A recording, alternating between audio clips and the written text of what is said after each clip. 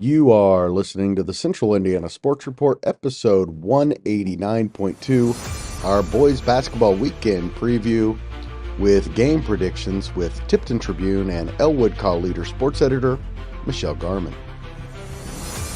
You're listening to the Central Indiana Sports Report with your host, Greg Mengelt. Welcome, basketball fans, to our boys basketball weekend preview. We're calling it the weekend preview. There are only 2 games on Saturday, so it's really a Friday preview. Today is February 27, 2025. It's a Thursday, so it's another day for the Central Indiana Sports Report. I'm your host, Greg Mengelt, and I'm here today with Michelle Garmon of the Tipton Tribune and Elwood Call Leader, and we both love Central Indiana sports. We do. Coming to you today from Stage 22 in beautiful Elwood, Indiana. Producer Susie is in the control room at headquarters in Jeffersonville. Hi, Susie. Miss you. Coming up, we have Michelle and I are going to talk about all the weekend's games and make our picks. Before we get to that, please go subscribe to our YouTube channel. Just search Central Indiana Sports Report. We're easy to find, and you trust me, you're going to want to do that. We're doing lots of cool stuff over there. Also, we have lots of cool IU stuff, IndyCar coming up this weekend. We've been talking some Pacers. Will Rutherford's 5 questions that need answers. Please go find those. When you're done listening to this one, go find another one. There's lots and lots of options. That's why I break them into segments so you can pick and choose what you want. I think that's great. Is when I was doing the interview with Coach Hawkins, Cliff Hawkins of Tipton, and he apologized for Sunday night. And I said, "Oh, no problem." I said, "Greg, we break these up into segments now, so then people don't have to try to go and find what they listen to." So I said, "You're fine." Like a newspaper, you can read which articles you want and ignore the ones you don't. Yeah. So I said, "You're fine, Cliff." And let's talk about Tipton basketball because they are done with their regular season. We'll be talking a lot about them next week, but they don't play this weekend. But Grady Carpenter had a big day yesterday. He did. He broke a pretty significant record. Of one of the best players I've ever seen. Yes, he broke the career assist record at Tipton, which was held by Matt Waddell, and, who went on to play at Purdue and win 3 Big Ten championships as their starting point guard. Yes. So that's a really unique mark. By the way, Hoosier Magazine used to name their most versatile player in the state every year. And Matt Waddell was 3 times considered, it was based on stats, how many rebounds, all that. And 3 times in an era with Glenn Robinson and Alan Henderson and that era to be considered the most versatile player in Indiana. For those of you who are young, he was a special player and even a more special guy. Yeah, really was. And it's so funny because I remember the knock on Matt coming out of high school because this is how old I am. I covered him. Yeah. And some of it was, his defense, I don't know that it'll transcend well at Purdue. He's going to struggle. I will say this, Matt Waddell, there have been 2 players in Tipton County basketball that I've watched who people have underestimated because they, I think, made it look easy what they accomplished. Matt Waddell's one, and Grayson Flitner from Tri-Central is another. I mean, they were just so smooth and really high basketball IQs. And Matt had the quickest, like magician's hands. I mean, he could probably have had a really good career as a magician had he wanted it. I mean, the quick hands and everything. And I remember he played in one of those postseason All-Star games, and Scott May was his coach. And so I asked Scott about it, and he said he's going to have no problems at Purdue. He's going to have no problems at Purdue. And he did. He had no problems. He did not. And I didn't think he would because I just, sometimes you can make things effortless. It doesn't look effortless because that's at that time, he was just that much better than the guards on other teams. So he could make it look effortless, but it wasn't effortless.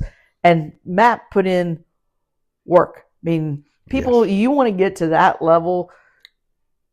He spent hours in the gym before school, on the weekends. Never didn't have a basketball. It helped that Dad's an assistant coach and has keys to the gym because he was in the gym a lot and working hard. When he and his dad would go in, or would go in with his his brother-in-law, which was Jay Rich, workout. I mean, it wasn't going in and shooting circus shots or goofing off. It was ball handling, working, coming out sweating just like you just played a game. I mean, it was so. And of course, growing up, we were at Elwood and we hated Tipton, but those guys were always so nice. They were hard to hate. So he and his classmates were the nicest guys in the world. So, all right, let's look at Friday night's games. And we start, as we always do, in the conference that was nice enough to name itself after this podcast. And that is, of course, the Central Indiana Conference. 14-8 Frankton puts its 10-game winning streak on the line at 4-16 Blue River, former stopping ground of John Hamilton as head coach right before he came to Elwood. And Greg says Frankton by 20.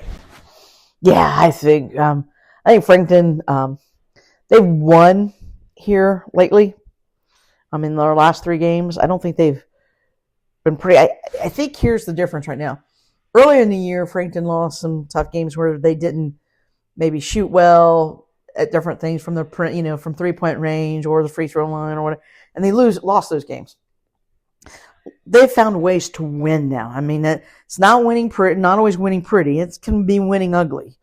But I don't think they'll have any trouble Friday night. I hope not. I mean, because that would be a bad sign. It would be a bad sign heading into the sectional next week. But I think they will get a big win, go into next week's sectional, which they're hosting for the first boys sectional. They're hosting for the first time ever. And they need this to. I think they need a big win, and I think they need to command the game to springboard them into next week's tournament. All right, Madison Grant has 10 wins. Michelle, they host 5-15 Daleville, who's better than that 5-15 record, but a game they should probably win. Then they play Burris in the first round of the sectional. They could get to 11 wins. Then Alexandria, if they can beat Burris. Possibility of getting to 12 wins, although I think that one will be a lot tougher. We'll make those picks next week.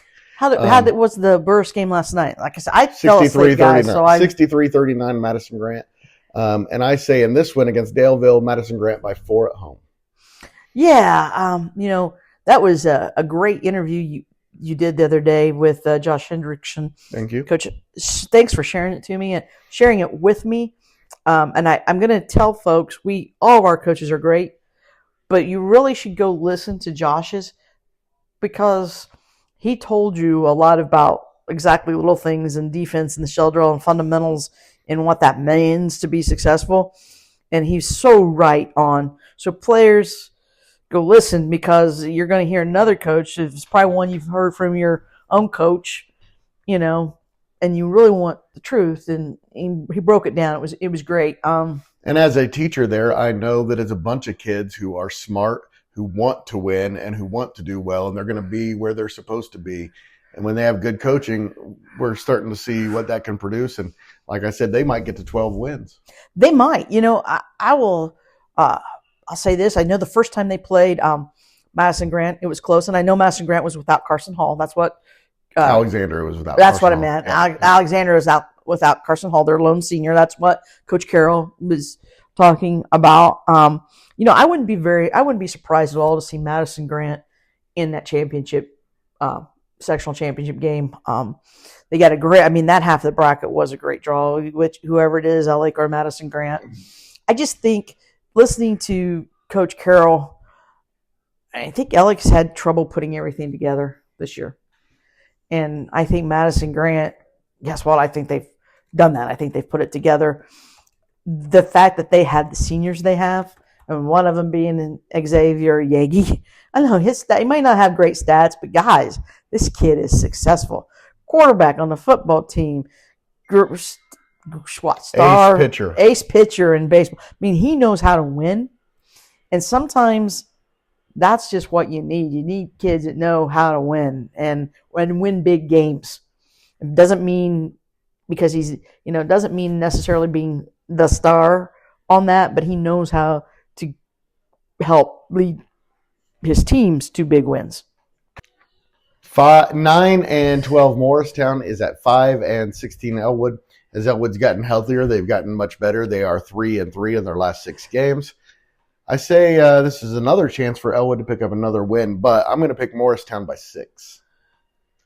Should be a great test for Elwood going into the postseason. It should be. This is a team that Alexandria beat, by the way, recently. Yeah. I think that Morristown will probably win, but if Elwood wins, I won't be surprised because, Ryan, he aims for this time of year with Elwood and everything. So, but I just know they've dealt with a lot of issues, and I feel sorry for the Panthers, and I feel sorry for Coach Van Skyoff because, he's played all season long without a full deck of cards, and that's hard to do. 2 games, he said, has had his full team.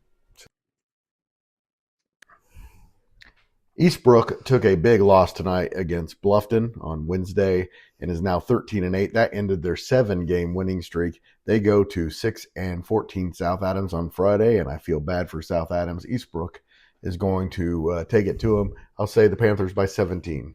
Yeah, Bluffton's not a bad team. So Bluffton's a good team. So that's not necessarily a bad thing. But well, and I think Bluffton can do that. Back-to-back nights for Eastbrook too. And, So I agree with you. I think Eastbrook, because they're going to want to go in to the tournament and on a roll. Of course, they play Wapahani. And I'm getting ready to say too, by playing Wapahani, that could affect too because Liddick is going to he's done a good job. Done a great job. And he'll turn the attitudes around. But, it's hard. Not that Eastbrook hasn't, they're coached before, but Liddick's going to get those kids to where they're going to expect to compete and to be able to beat Wapahani when they go on the floor. I don't think that those kids, they're there yet. Those kids probably see Drew Wapahani, and they're probably a little dejected. First game of the sectional. The way they've been playing, they shouldn't be. They should be looking forward to playing that game. They should, but also, I don't even think Eastbrook at his best could probably beat Wapahani unless Wapahani is missing 2 or 3 guys. I don't mean that. Or has a really bad night, Yeah, but I even think really bad night. There's things that Wapahani can do.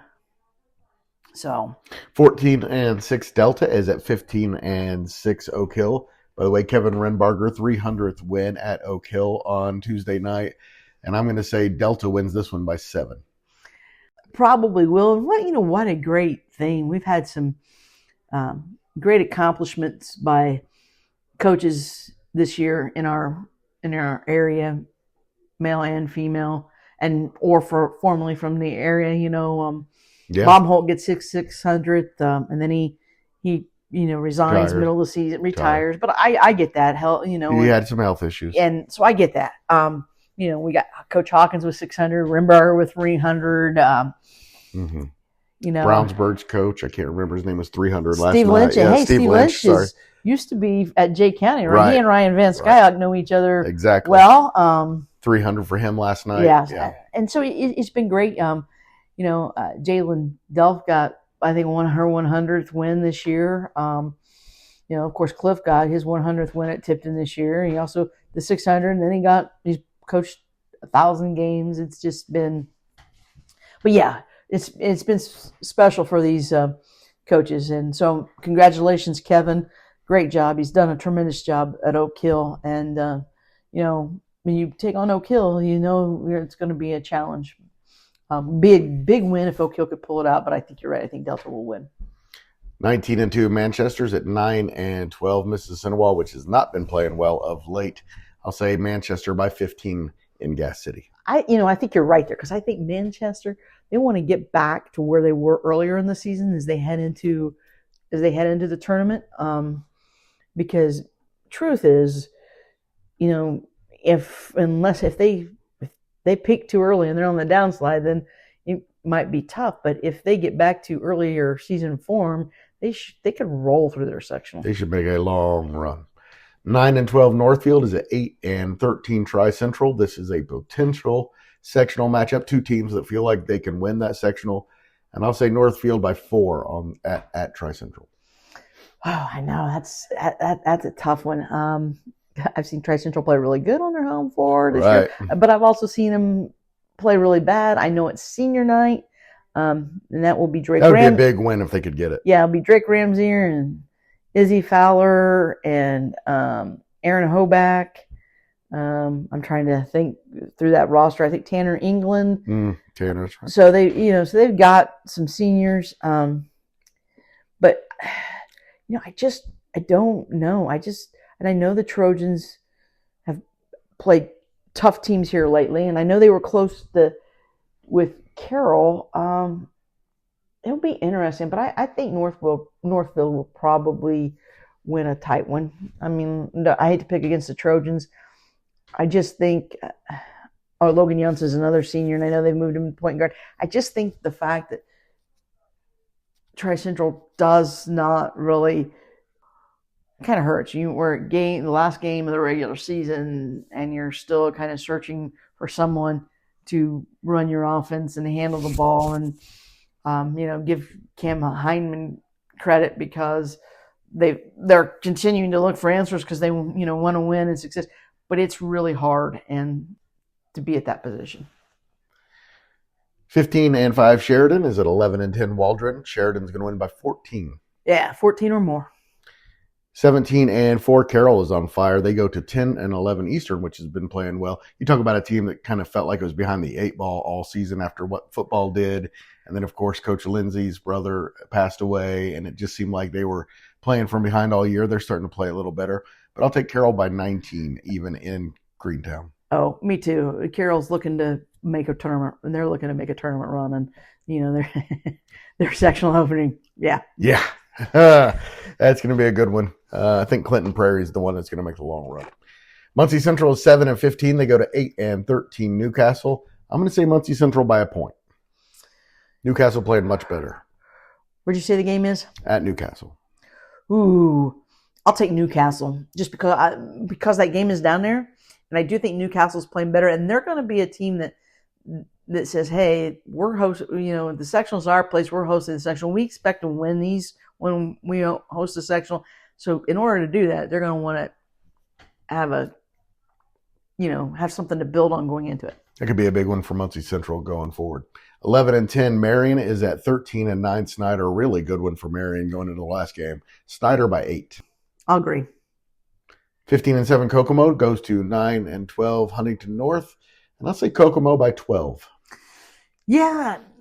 Huntington North's been up and down. They got one really nice player. It could be, it could be single digits. Again, though, Kokomo going to look to make some noise in the tournament. You want to go in there into the tournament on a little bit of a roll. But the fact that it is at Huntington North, and I'm sure it's Huntington North senior night, but I do believe Kokomo will win. It just may be a little closer than 12. The only game in the Hoosier Heritage Conference is 6-15 Yorktown at 16-5 Mount Vernon. I don't know if you saw anything about the Mount Vernon game last night, Michelle. They led Westfield by 12 points in the fourth quarter. Westfield's Durante Morton scored 18 points in the fourth quarter. Westfield won in overtime. It is not going to be a happy Mount Vernon team. It's going to win by 29 points. Oh, yeah. I mean, that's a team that can make a long run, too. That's a good team. It is. Luke Hurdle's a nice one. Yes, I agree. Mount Vernon, they're going to – yeah, I feel sorry for Yorktown because they're going to – Their best days are ahead. They've got some really good young guards. Yeah. Well, and they're going to just get the frustration of blowing, yes, they are. Coming so close to pulling off the big upset. 21-1 Wapahani's at 14-8 Shenandoah. Wapahani's already clinched a share of the Mid-Eastern Conference, but Shenandoah can clinch its share by upsetting Wapahani. It's not likely, but I think it's going to be a pretty good game. I'll say Wapahani by 11. Wapahani, and I'll say more. I think it'll be a little bit more than 11. 1-19 Southern Wells is 6-14 Cowan. Like Daleville, Cowan is better than their record. They have some players on that team. Cowan's going to win by 21 or more. Yeah, Cowan will win big. And a big game for Anderson Prep. They finished their regular season at 10-12 Southwestern. Anderson Prep is 17-5. Their program record coming into this year was 6 wins. They have a longer winning streak this year than they ever won games in a season. I'm going to say Anderson Prep by 5. That's a nice test going into the postseason. It is a nice test. I'll agree. I think Anderson Prep. What a great year for Anderson Prep athletics. Fantastic. And only 4 games across the state on Saturday, but 2 of them feature Madison County schools. 5 and 16 Elwood is at 3, and 17 Knox at 3 o'clock, and Elwood is going to get its 6th win of the season. I say Elwood by 7. I'll agree. I'll say Elwood will win. I do think they'll get a win, this weekend heading into the tournament. So this would be the game. And a really nice game on Saturday. I don't know why Anderson would want to schedule this and go all the way to Fort Wayne right before the tournament, but 20-2 Anderson, ranked 5th in the state, is at 16-5. Fort Wayne, 2-time defending sectional champion, one of the best teams in Fort Wayne. That game is at 3:30 on Saturday, and Greg's pick is Anderson by 5. You know what? You just answered your question as to why Anderson would take it, because it's Fort Wayne. And when you look at who Anderson's got and it's sectional, what a great test going in. Yeah, you just pray that none of your guys come down on somebody's foot and turn an ankle, because it's going to be hard to get them ready. But I think it's going to be a great test going into a sectional they're in with Greenfield Central and bring them on. I mean, that's why I think Anderson's taking out of this game, would be my guess. I think Anderson will win. All right, last games of the regular season. We're going to be talking a lot of postseason very soon. Thank you for your time, Michelle. It's been a lot of fun. It has, as always. And hey, we got to give a shout out to the hostess with the mostest, your mother. The president of Stage 22, Mary Jane. Yes, and Roger too. They're wonderful. It's wonderful. They open their house to all of Greg's friends for Don't give away the illusion. Don't tell everyone that Stage 22 is Mom's house. Hey, I'm not telling you so you can come and vent at us, because Mary Jane and Roger are two. I always just think that nice. Stage 22 sounds grand, and then you say Mom's house, and it changes the entire Stage 22 illusion. is grand because this is a great house. All right. Well, IU is up a point with a few minutes to go. Really need this win. All right. Thanks so much, Michelle. Especially without. Thanks once again to Michelle Garmon for joining the Central Indiana Sports Report. I say it every single time she's on, but I mean it. She is the best. Also, thank you for listening. Please go like, subscribe, or follow us SoundCloud, Spotify, Amazon, Apple, or YouTube so you don't miss a single segment. And tell a friend.